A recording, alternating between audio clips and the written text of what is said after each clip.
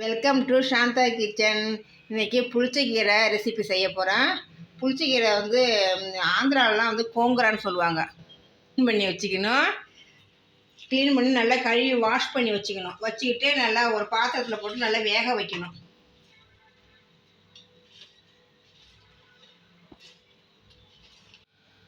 கீரையை வந்து ஒரு பாத்திரத்தில் நம்ம போட்ட பிறகு அதில் வந்து பச்சை மிளகா தேவைக்கு ஏற்ப நம்ம வந்து பச்சை மிளகா வந்து ஆட் பண்ணிக்க போகிறோம். அப்புறம் வந்து தண்ணி ஊற்றி நல்லா வேக வைக்கணும்.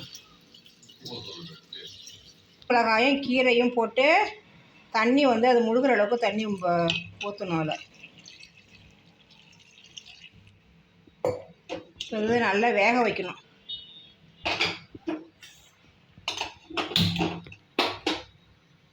கீரை வந்து நல்லா வேகணும், அப்போ தான் நல்லாயிருக்கும். கொஞ்சம் தேவைக்கான உப்பு போட்டுங்க. அதில்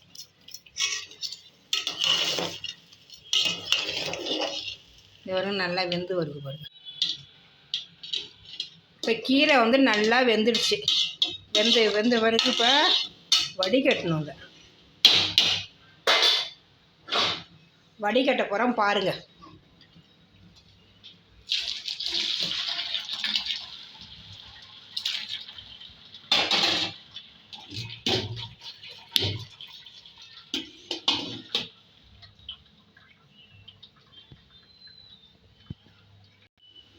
காஞ்ச மிளகாயை கொஞ்சோண்டு வெந்தயத்தையும் போட்டு கொஞ்சம் வறுத்து பொடி நுணுக்கி அதில் மேலே தூவணும். அதுக்காக தான் அதை வறுத்துட்டு இருக்கேன் நான்.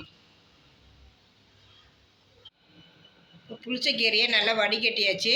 இப்போ மிக்சியில் போட்டு அரைக்கணும். ரொம்ப நைஸாலாம் அரைக்கக்கூடாது, சும்மா 2 ஓட்டை ஓட்டணும், அவ்வளோதான். கீரை அரைச்சிருக்கோம் பாருங்கள், இதுமாரி தான் அரைக்கணும். ரொம்ப நைஸாக அரைச்சா நல்லா இருக்காது. கீரைக்கு வந்து நல்லெண்ணெய் ஊற்றினா தான் நல்லாயிருக்கும். வடகம் போட்டுக்கிறோம். வடகம்னா எல்லாருக்கும் தெரியும் நினைக்கிறேன், எல்லா சூப்பர் மார்க்கெட்லேயும் கிடைக்கும்.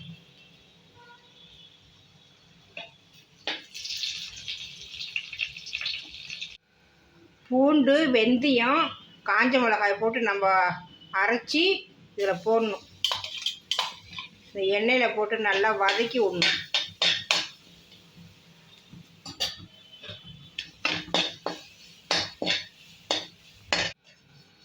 இப்போ நம்ம அரைச்சி இது நல்லா வதங்கின பிறகு இப்போ நல்லா வதங்கிட்டு பாருங்கள்.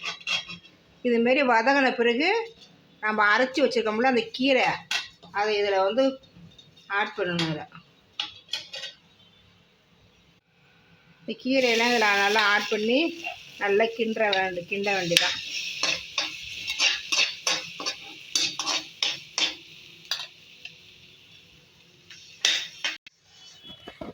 இந்த கீரையை வந்து நல்லா கிண்டின பிறகு உப்பு இல்லைன்னா கொஞ்சோண்டு உப்பு போட்டுங்க. சப்போஸ் இந்த கீரையில் வந்து நல்ல புளிப்புத்தன்மை அதிகமாக தான் இருக்கும். சப்போஸ் உங்களுக்கு புளிப்பு கம்மியாக இருந்ததுன்னா நீங்கள் மிக்சியில் அரைக்கும் போது லைட்டாக ஒரு பிஞ்சு அளவுக்கு ஒரு புளித்துண்டு போட்டுங்க. எனக்கு வந்து இந்த புளிப்புலாம் கரெக்டாக தான் இருக்குது, அதனால் நான் வந்து போடலை. இது அப்படியே நல்லா கிண்டின பிறகு சாப்பிட வேண்டியதான். இனிமேல் புளிச்சக்கீரை கடைசல் ரெடி ஆகிட்டு இருக்குது. புளிச்சக்கீரை ரெடி ஆகிட்டு சாப்பிட வேண்டியதுதான் இனிமேல்.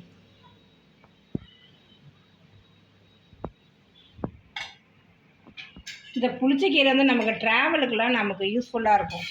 நமக்கு புளிச்சக்கீரை சாதம் எடுத்துகிட்டு போனோம்னு வச்சுக்கோங்களேன், ஒரு நாள் வரைக்கும் அது கெடாமல் இருக்கும். எங்கள் வீட்டு இன்றைக்கி லஞ்சு வந்து புளிச்சக்கீரை கடைசல், அது கூட தொட்டுக்க வந்து முட்டை ஆம்லேட் வச்சுருக்கேன். இந்த வீடியோ உங்களுக்கு ரொம்ப பிடிச்சிருந்ததுன்னா சாந்தா கிச்சனை லைக் பண்ணுங்கள், ஷேர் பண்ணுங்கள், சப்ஸ்கிரைப் பண்ணுங்கள்.